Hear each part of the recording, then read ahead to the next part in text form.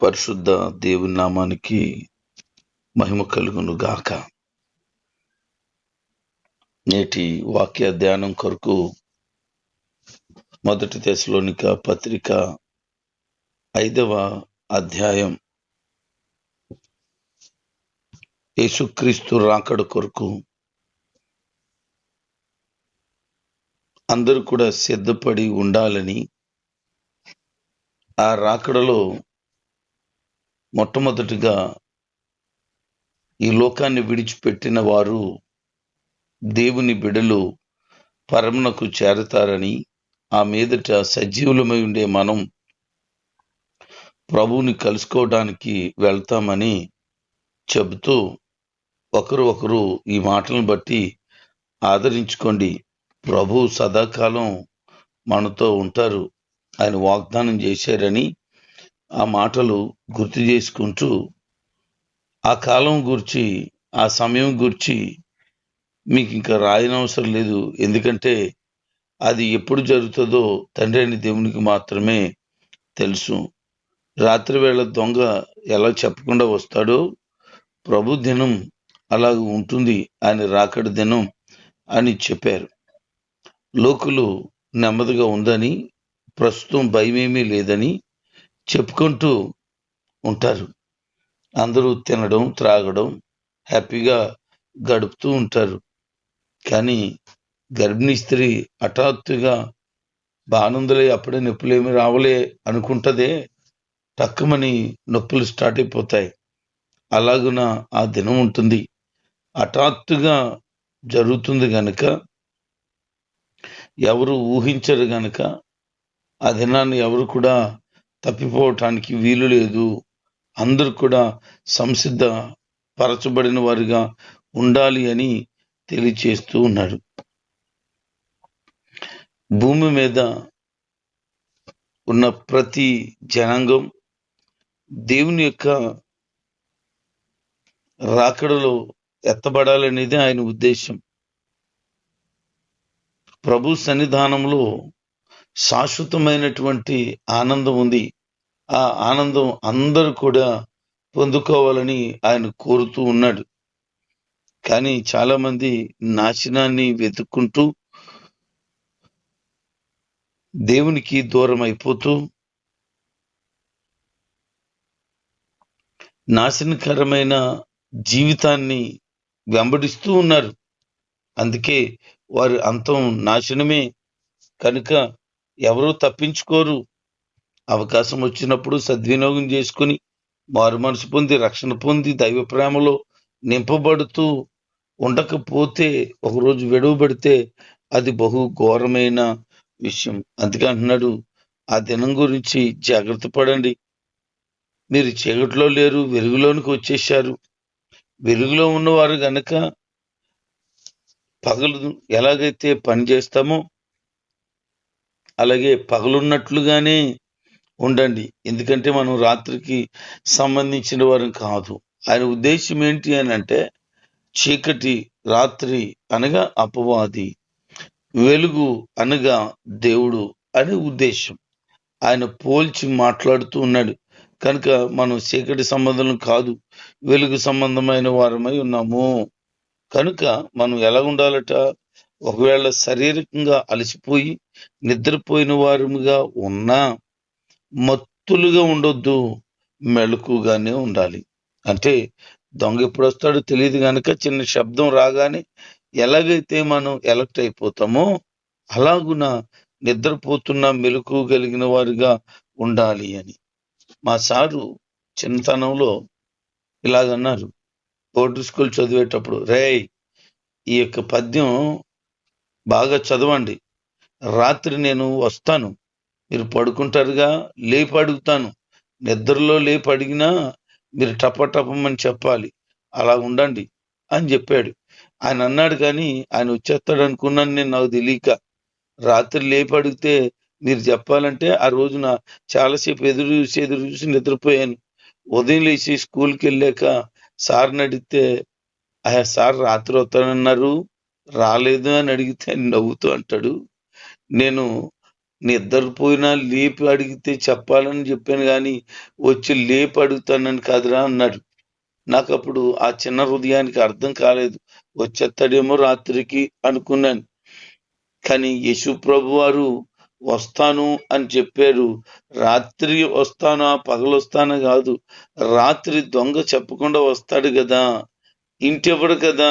అలాగే నేను కూడా ఏమాత్రం సూచన లేకుండా వస్తాను. వచ్చానంటే సైలెంట్ గా తీసుకుని వెళ్ళిపోతాను. నిరీక్షణ కలిగిన వారుగా మనం ఉన్నాం. ప్రభు రాకడ కొరకు ఎదురు చూస్తున్నాం.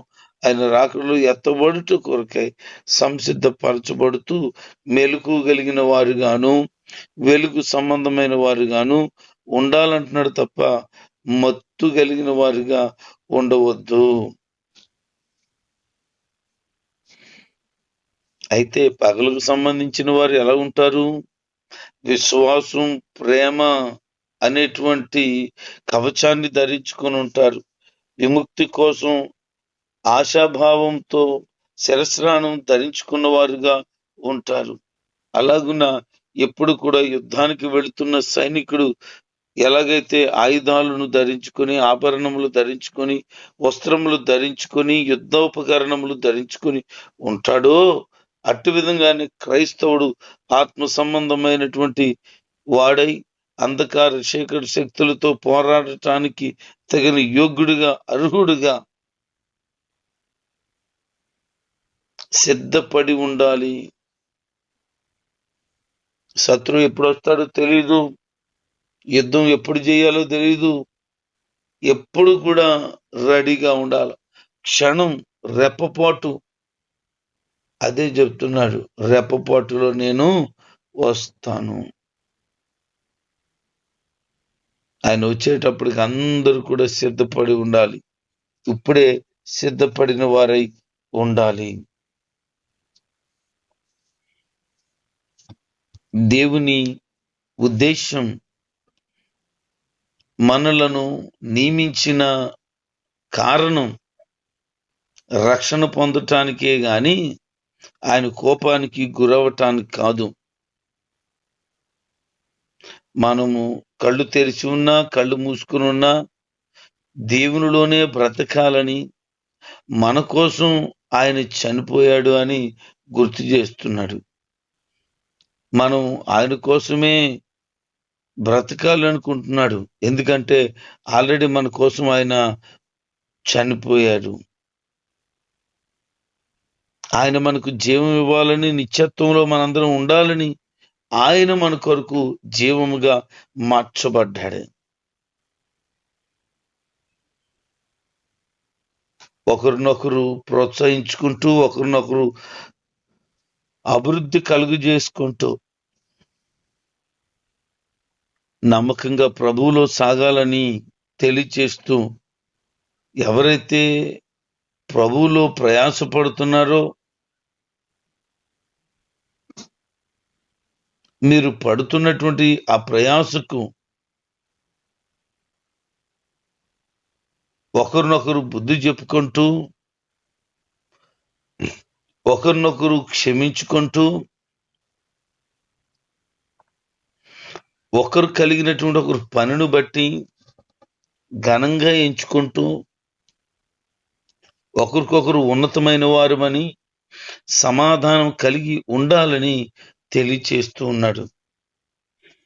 వారి పనిని బట్టి గౌరవిస్తూ, దేవుడు ఎవరికి ఏ పని, ఏ బాధ్యతను అప్పగించాడో ఆ పనిలో ఆ బాధ్యతను నమ్మకంగా నిర్వర్తిస్తూ సాగిపోవాలని తెలియచేస్తూ ఉన్నాడు. ప్రియ దేవుని జనాంగమా, కొన్ని ప్రాముఖ్యమైనటువంటి దేవుని చిత్తం ఏమైందో తెలియచేస్తున్న కొన్ని విషయాలు ఇంకను మనం ధ్యానం చేయబోతున్నాం. ఇది దేవుని చిత్తం అని ఆయన తెలియచేస్తూ ఉన్నాడు. అదేంటంటే అక్రమముగా ప్రవర్తించే వారిని హెచ్చరించాలి అని, కృంగిపోయిన వారిని ప్రోత్సహించాలని, ఇబ్బందికరంగా ఉన్నవారికి సహాయము చేయాలని, ఇతరుల పట్ల ఓర్పు కలిగి ఉండాలని, ఎవరెవరికైనా సరే అపకారము చేయకుండా జాగ్రత్తగా ఉండాలని, ఒకరినొకడు మనుషులందరికీ మేలైన దాన్ని చేస్తూ దాన్ని అనుసరించాలని, ఎప్పుడు ప్రభువును బట్టి ఆనందిస్తూ ఉండాలని, ఎడతెరపు లేకుండా ప్రార్థన చేస్తూ ఉండాలని, ప్రతి ఒక్క విషయంలో కూడా దేవునికి కృతజ్ఞతలు చెబుతూ ఉండాలన్నదే దేవుని చిత్తం. మరి ఇప్పుడు దైవ చిత్తాన్ని నువ్వు గ్రహించి ఆయన వాక్యానికి లోబడి ఆయన చిత్తాన్ని నెరవేర్చగలిగితే నీ జీవితం ప్రభువులో కట్టబడుతుంది. ఆ పరిశుద్ధుడైన దేవుని యొక్క దైవ ప్రసన్నత నువ్వు అనుభవించగలుగుతావు. ఆయన లేఖనాల్లో అద్భుతమైన రీతిలో ఆయన మాట్లాడుతూ పౌలు గారి ద్వారా తెలియచేస్తున్న విశిష్టమైన విషయాలు చూడండి. మరి ఈ రోజున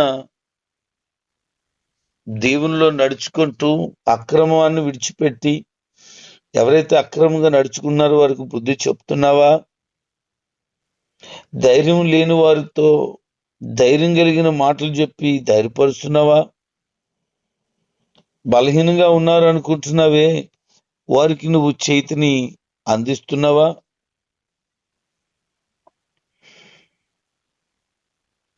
కీడుకు ప్రతి కీడు చేయకుండా ఇతరులకు మేలు చేస్తూ ఇతరులకు సహాయం చేస్తూ సాగిపోతున్నావా? ఏదైతే మేలని నువ్వు తెలుసుకున్నావో ఆ మేలు చేయటానికి వెనక్కి తీయకుండా ఉంటున్నావా? ఎప్పుడు ప్రభువును బట్టి ఆనందంగా ఉన్నావా? కొంతమంది కుటుంబాన్ని బట్టి, కొంతమంది ధనాన్ని బట్టి, కొంతమంది వారికి ఉన్న పదవులను బట్టి, పేరు ప్రఖ్యాతులను బట్టి ఆనందిస్తారు. కానీ మనమైతే దేవుడైన యెహోవా నామమును బట్టి ఆనందిందాం అనే యెహోషువ మాటను గుర్తు చేసుకోవాలి. దేవునిలో ఉన్న ఆనందాన్ని వెతుకుతూ ఎప్పుడు అన్ని విషయాల్లో దేవుని చిత్తానికి అప్పగించుకునేవాడు ఎప్పుడు ఆనందంగానే ఉంటాడు. అది ఎంత పెద్ద సమస్య అయినా, ఎలాంటి పెద్ద ఇరుకైనా ఏమీ జంకడు. పైగా ప్రార్థన చేస్తూ ఆత్మ సంబంధంగా బలం పొందుతూ అన్ని విషయాల్లో దేవునికి కృతజ్ఞతాస్తుతులు చెబుతూ ఉంటాడు. కనుక ఈ మాటలు విన్న బిడ్లారా, దైవ చిత్తం నెరవేర్చుట కొరకు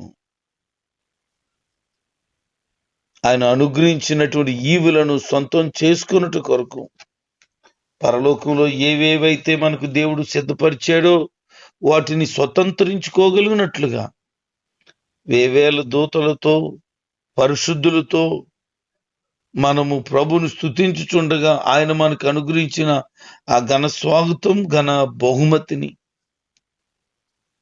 మనం ఊహించలేం. అంత గొప్పగా ఉంటుంది అది. అందుకని దైవ చిత్తానికి లోబడి బ్రతుకుదాం.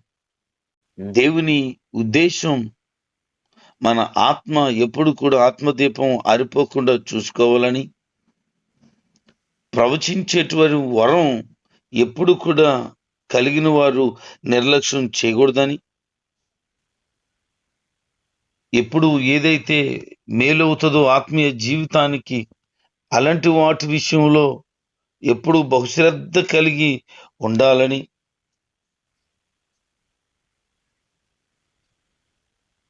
ప్రతి విధమైన కీడు అనగా చెడుతనానికి దూరంగా ఉండాలి, పనికిమాలిన వాటికి దూరంగా ఉండాలి, శరీర సంబంధమైన ఇచ్చలకు దూరంగా ఉండాలి. ఆత్మ సంబంధంగా మన మాటలు పరిశుద్ధమై దేవుని చిత్తానికి లోబడుతూ దుష్టత్వానికి దూరంగా ఉండి జీవితాన్ని కట్టుకోవాలని చెబుతూ ఉన్నాడు. అలాంటి వారి జీవితంలో సమాధానకర్త అయిన దేవుడు వారిని సంపూర్ణగాను పరిపూర్ణగాను చేసి ఆత్మ అనుగ్రహించేటువంటి ఆ నిత్య జీవాన్ని స్వతంత్రించుకోగలుగుతాం.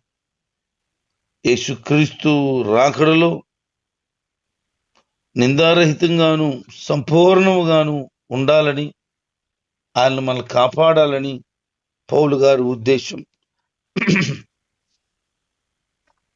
అందుకంటున్నాడు, మనల్ని ఎవరైతే పిలిచారో ఆ పిలిచిన దేవుడు నమ్మదగిన వాడు. ఆయన పిలుపు విషయమైన నిశ్చయతతో మనం ఆయనలో ముందుకు సాగిపోతూ ప్రభువులో ప్రార్థనాపూర్వకంగా సాగగలిగిన వారంగా ఉన్నాం. పైగా చెప్తాడు ఆయన, మా కొరకు కూడా ప్రార్థన చేయండి. మనం నిత్యము ప్రార్థించేవారుగా ఉన్నాం. ప్రభు సన్నిధానంలో దైవ చిత్తానికి లోబడి జీవించినప్పుడు ఆయన అనుగ్రహించే సమస్త ఈవులను మనం సొంతం చేసుకోగలుగుతాం. ఆయన మనకు సర్వదా తోడయుండి ఆయన కృపను మనకు తోడుగా ఉంచి దైవికమైనటువంటి ప్రసన్నత మనకు అనుగ్రహిస్తాడు. అటు విధంగా ప్రభువులో జీవితాలు కట్టుకుని ఆయనలో స్థిరపరచబడుతూ నమ్మకంగా సాగుతూ ప్రభు రాకడలో ఎత్తబడుట కొరకై సంసిద్ధులై ఉందాం. ప్రభు రాకడలో ఎత్తబడదాం. ప్రభుతో నిత్యము ఆనందిస్తూ ఆయన్ని చూస్తూ పరవశించిపోదాం. దేవుడి కొద్ది మాటలు మనం వినికిని దీవించును గాక. ఆమేన్.